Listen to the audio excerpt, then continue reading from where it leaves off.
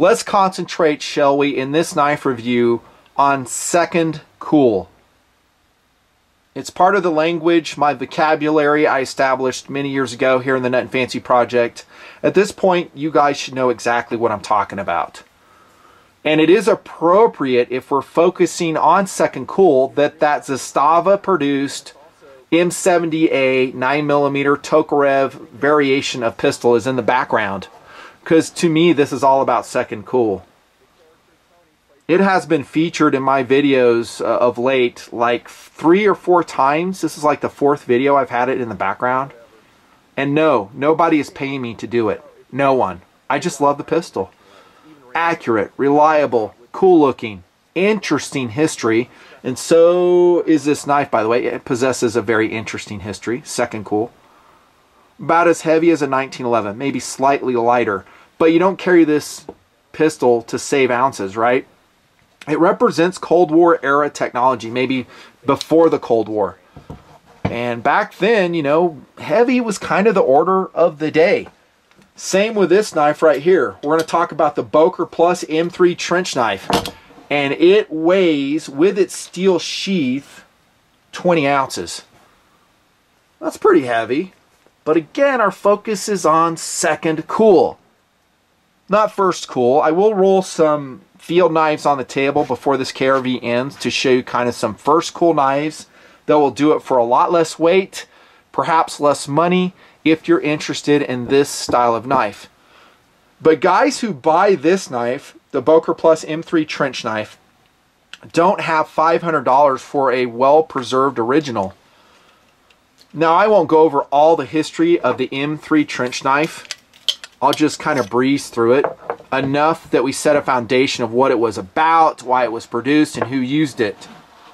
It was generally intended for those troops that did not have access to a bayonet or who were not issued a bayonet. The M3 trench knife. Produced around 1943, they cranked out 2.6 million of these things. The amazing part about that fact is that, again, an example in really good condition will cost anywhere between $300 to $500, depending on the condition of the knife, what type of scabbard it comes with, and if authenticity can be verified. That's pretty amazing. 2.6 million and each a really good example, 500 bucks? Crazy. But this is pretty much a proxy knife, the M3 trench knife. So this would be someone who really wants to add it to a World War II style of collection. Maybe they have different blades from the era. They don't have the money, so they go out and buy a very high quality Boker M3 trench knife. I think the quality overall, whether you're looking at the handle, the blade steel, which by the way is SK5 carbon steel, the execution of the M8A1 sheath, pretty excellent. It's pretty excellent for the price, especially 70 bucks in Amazon. So you're going to save $430 by getting a replica of the M3 trench knife.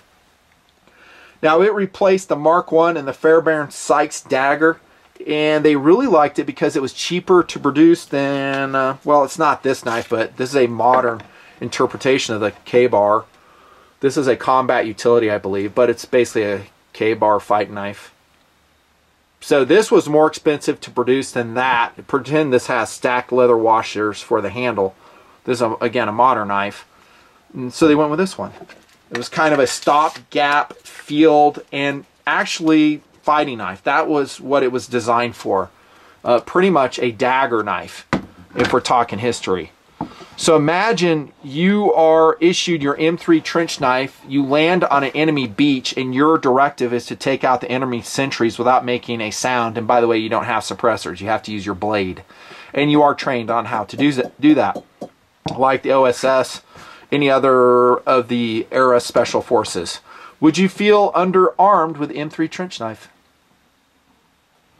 Interesting question, actually. Knowing what I know now, if we're actually talking about first cool now, right? We're talking about its capability and its role, which was a fighting knife, a dagger. I think it could totally get the job done. I do. There were complaints about it from the troops who were issued this knife in terms of a field knife. They broke more than a few. They found it wasn't super strong. It is a full tang blade, by the way, which is interesting. but they didn't like its hacking performance, and they felt like it could only be used as a dagger. But if you go back to its predecessors, like the Mark I and the Fairbairn Sykes, it was the same way. I always said that Fairbairn Sykes was a very limited purpose, limited application style of blade. It's basically meant for the thrust.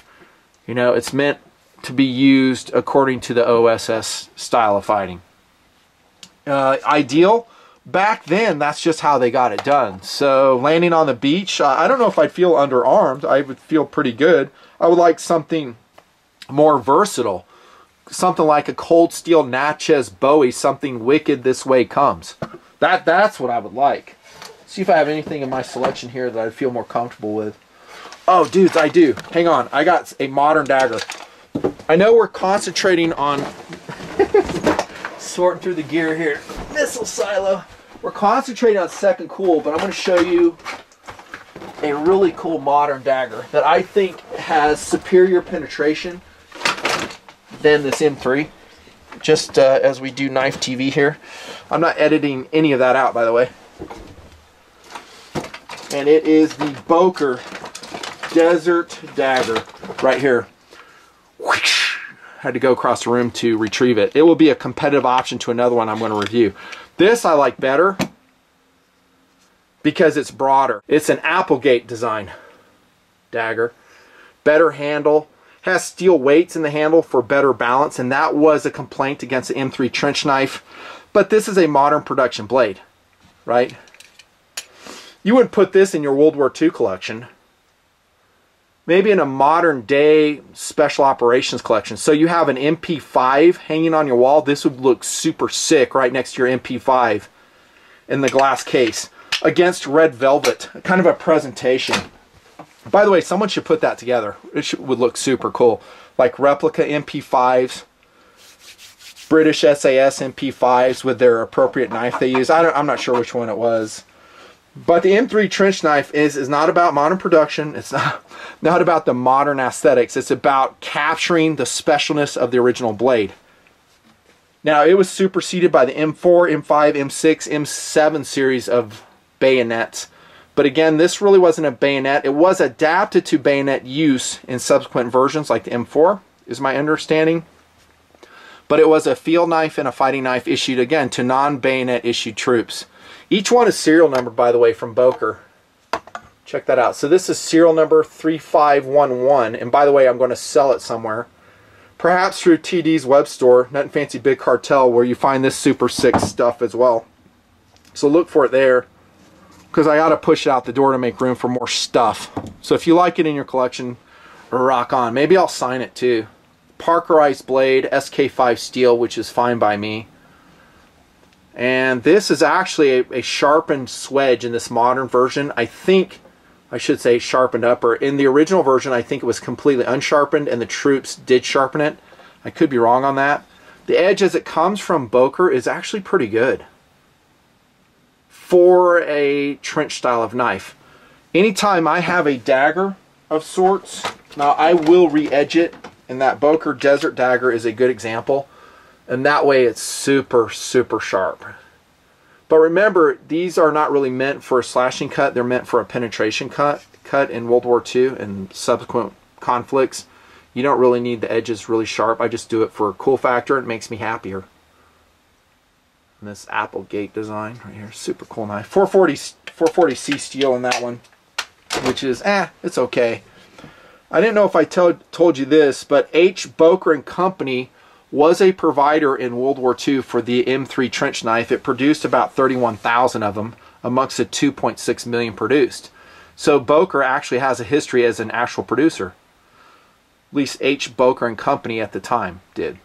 Kind of cool, interesting historical fact. There's your typical M3 guard bent. You're going to see this, by the way, in another knife I'm going to roll on the table. So it was copied a lot. And again, adapted for bayonet use later on. Lathe, stacked, and coated leather washers. Just like we've seen in all types of different knives.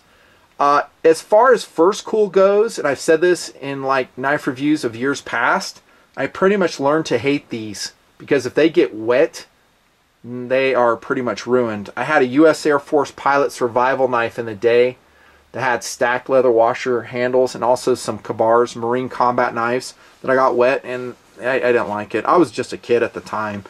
I basically had to throw the knife away though. They got so wet and so waterlogged that I unscrewed the pommel cap and tried to dry them out and restack them, and that didn't work. I was like 8 years old at the time. Yeah, live and learn. But if you keep it dry, it provides great traction, and it did in the day. They're very sharp, and it looks great. The stacked leather handle looks awesome. Even Case still use stacked leather handles for some of their hunting knives, just for the second cool factor, how people like it. Flat pommel. You can see the full tang there, so you can hammer with the M3 trench knife. And this is basically a very thin bayonet style spear point of blade, meant for the pierce cut. Now to the sheath. And it's funny that collectors of World War II style knives, they will spend more time on the sheath than they will the knife. And remember the $500 price point I told you with the knife and sheath together? The sheath is a very important aspect to that. So if it's the wrong sheath, if it's a repro sheath, there ain't no way you're going to get that money. And guys who collect these and know about the style, you can't fool them. They know the sheath. For instance, the original one would have been fiberglass and canvas, if I'm not mistaken. And they did have some changes along the way with the M8 scabbards. They're calling this an M7A1, and it's labeled as such. But if you found the original sheath, original knife, that's where the value will come into play. This adds a ton of weight if you care, but this will pretty much be a display piece for most dudes. So it's a steel scabbard right here. Steel, spring steel in the opening here, steel reinforced. The downside to that is it will produce rub marks against your parkerization on your SK5 blade if you care. Most guys will not care. That's just the way it did in the period. Nylon lanyard attached, no drain hole on this one. A medium quality nylon webbing as your hanger, and we have the standard World War II style of hanger. It's OD coated with a snap on there. But as a display piece, it looks great. It really does. It retains well, it looks decent, and anybody who really isn't an expert on the knife, they won't care. So for $70, the quality that Boker's putting this this knife together, it's a no-brainer. Totally buy it. I'm going to show you some modern interpretations, kind of flexing into first cool. I did show you the KABAR combat, our Marine Usmc combat knife. This is a modern recreation. I think it's called the Utility. Same style of blade though, same grind, 1095 steel. This is made by KABAR, of course. I really love the polymer handles on these ones. Has a hammering cap on it. Incidentally, I took this out early in TMP and did all my wilderness trap constructions with KABARs. I still have several of them in the collection. They're just cool. I like the broader blade though. We're talking first cool all day long over a narrow style dagger only blade. This can cut, it hacks better, although not great because it's weight backwards, not weight forwards. It's a relatively thin blade for serious woods work. It's okay. You know, for a fight knife, I'd prefer this one because it can stab, it can do all the functionality that a soldier will need to do on that beach mission I gave you, and it also has versatility. I showed you the Boker already. This I really wasn't going to show you on the table, but I'll just throw it there. And then I have this crap Russian knife.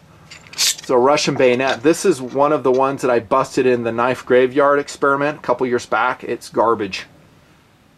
It's produced in Russia. This is not a Chinese reproduction, but it's basically meant as a bayonet only, and the reason I keep it around are for the AK variant rifles we have. See you later, M70. Gotta move you over. But it's a good comparison, com block versus the old M3 style trench knife. This isn't a bayonet, but later the M4 features the same style of blade. Interesting. And remember the guard I was showing you? Well, you're going to see it again right here in the Glock field knife. So here's a modern interpretation of the M3. And I'm going to hold these two up. And it is an interesting case study, actually. And what this tells me is that this M3 style still has a lot of functionality, that people like it. And when Glock fielded the field knife, and it still sells them as far as I know, they sold it not as a fighting knife, not as a dagger of any sort, but as an overall field knife. And when I reviewed it many years ago, I said it pretty much sucks in that role because it has no heft. It can't chop, it can't hack, it's not a great slicer. The edge geometry is completely screwed up, and that's why I had to re-edge this one. Look at how much work I had to put in this one to get it a nice, clean, I don't know what my angle is on that. It's pretty shallow, maybe about 20 degrees, I'm just guessing though. And I sharpened the upper swedge as well. Now that's a knife that has more functionality. Still not ideal, it's not full flat ground, it's kind of just like the M3, about mid-spine down, has flats on it. So it's more of a clip style, this is more of a spear style on the M3 trench knife. But the guard is very similar, I think, right? Just a bent steel guard. We have a polymer handle on the Glock field knife. Comes in super cool colorations. This is OD. You have FDE black. You have sawback variations. I showed you that when I reviewed it like a decade ago. Really cool sheath. Super excellent sheath. But this is a first cool knife. And then last but not least, oh, actually I got a couple more. The reason I'm throwing this on the table, I reviewed this separately a few years ago. This is a 2011 acquisition. Is this kind of, to me, represents a Fairbairn Sykes style of dagger. And so when I was giving you that discussion about blades, this kind of copied the Fairbairn Sykes, the M3, in my way of thinking. I didn't read that anywhere. That's just me saying that. The Brits loved it, so it'll work good enough for U.S. troops, and they copied it. And then it kind of morphed into this as time went along. Interesting case study, actually. And then I have a big, heavy-duty 32-ounce Ontario M10 bayonet, 1095 steel. So this is a big, heavy, modern interpretation, re-edged by myself. Look at that, dude. M10. I think I reviewed this. I keep it around for the shotguns, so it fits the A1. This bayonet does, and it's heavy, way too heavy. But the reason I'm showing this on the table is kind of the evolution of what they would call the trench knife or the field knife, which would become the bayonet. And we figured it out after the M3 trench knife. Hey, why don't we just have a bayonet that can do it all? So it went to the M9 series, the M10 series, and I think the M11 series, where it's not just a fighting knife, it's a utility knife. It can cut bob wire with the cutting attachment on the sheath. Has a saw back on it. It can function as a fighting knife. It can hammer. It's a can-do everything knife, albeit at a very heavy weight. I think the latest versions have lost some weight. This M10 is extraordinarily heavy though. But if you go back to 1943, dude, this was it. And I think the Boker version of this knife is well executed, like I said. I would totally buy it. It would be a cool, second cool addition to any knife collection representing the type. Review complete.